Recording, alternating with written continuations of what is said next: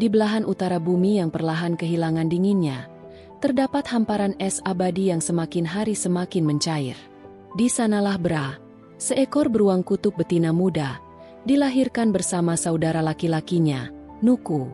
Mereka tumbuh dalam pelukan sang ibu yang bijak, yang selalu berkata, "Jika es terus mencair, kalian harus berjalan ke arah di mana udara masih dingin, dan laut belum menelan tanah." Awalnya, hidup mereka bahagia. Lautan menyediakan anjing laut, es tebal menjadi tempat bermain, dan aurora menari setiap malam. Tapi musim demi musim berlalu.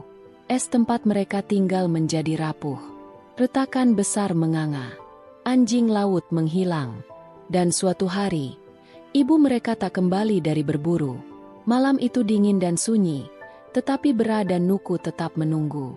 Es mencair di bawah cakar mereka. Hari keempat, Nuku berkata, "Kita harus pergi, Kak, ke arah utara. Ibu pernah bilang, ada tempat di mana salju masih turun." Maka dimulailah perjalanan mereka. Dua anak beruang melintasi lautan es yang pecah, melewati badai salju, dan menghadapi predator yang lapar seperti paus orca, serigala utara, dan manusia pemburu. Bagian 1, Lautan Tanpa Ujung. Bra dan Nuku menumpang di bongkahan es besar yang hanyut. Selama 6 hari, mereka tak melihat daratan. Hanya air dan langit. Mereka kelaparan. Seekor burung camar datang, membawa kabar tentang tanah salju abadi di balik pegunungan Bliss. Burung itu bernama Tiri dan setuju memandu mereka, dengan satu syarat. "Jika sampai sana, bantu aku cari anak-anakku yang hilang saat badai besar." Bra dan Nuku mengangguk. Maka mereka bertiga melanjutkan perjalanan bersama. Bagian 2, Hutan Salju dan Bahaya Tak Terduga. Di kaki pegunungan Bliss, mereka menemukan hutan pinus berselimut salju, tapi hutan itu sunyi. Tak ada jejak rusa, tak ada suara burung. Yang ada hanyalah jebakan manusia. Nuku terjebak dalam perangkap tali. Ia menggeliat, berteriak, namun jerat semakin mengencang. Tiri segera terbang dan menarik perhatian Bra, yang kemudian menggigit tali hingga lepas. Namun jeratan itu membuat kaki Nuku pincang. Bra kini harus membantu memapah adiknya. Mereka pun bersembunyi dalam gua kecil di pinggir tebing. Malam itu, Tiri menangis. Dia melihat dari kejauhan 2 bayangan anaknya yang tergantung di tiang kem pemburu. "Aku terlambat," bisiknya lirih. Bra memeluknya. Tangisan hewan-hewan malam menyatu dalam kesedihan salju.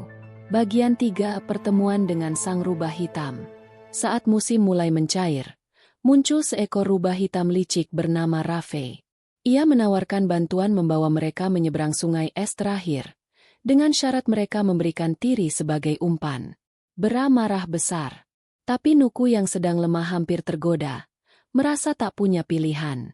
Dalam keputusasaan, Tiri justru menawarkan dirinya. "Jika nyawaku bisa menyelamatkan kalian, aku rela." Namun sebelum rencana itu dilakukan, datang kawanan serigala putih yang memburu Rafe.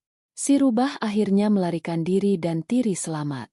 Dari serigala-serigala itu, mereka mendapat kabar bahwa puncak pegunungan Bliss menyimpan lembah beku, tempat di mana musim dingin abadi masih bertahan. Bagian 4, Salju Terakhir. Pendakian ke puncak berlangsung berat. Nuku jatuh demam. Bra menggendong adiknya sambil menantang badai. Di ketinggian, tubuh mereka membeku. Tapi mereka terus melangkah. Di ambang keputusasaan, mereka tiba di puncak dan menemukan lembah beku, hutan pinus bersalju, sungai beku yang jernih, dan angin dingin yang tidak pernah menghilang. Mereka bertemu keluarga beruang tua yang menetap di sana.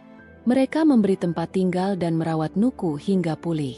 Tiri pun memutuskan tinggal di sana. Meski anak-anaknya telah tiada, ia merasa menemukan rumah baru, penutup dunia yang tak membeku. Beberapa tahun kemudian, Bra tumbuh menjadi pemimpin kawanan. Ia dan Nuku membantu hewan-hewan lain menemukan jalan ke lembah beku. Mereka membuka jalur migrasi, memperingatkan tentang bahaya pemburu, dan menjaga batas salju terakhir. Dan malam-malam yang sunyi, Bra menatap langit dan berbisik, "Terima kasih, Ibu. Aku menemukan rumah, tempat yang dingin, tapi hangat oleh harapan.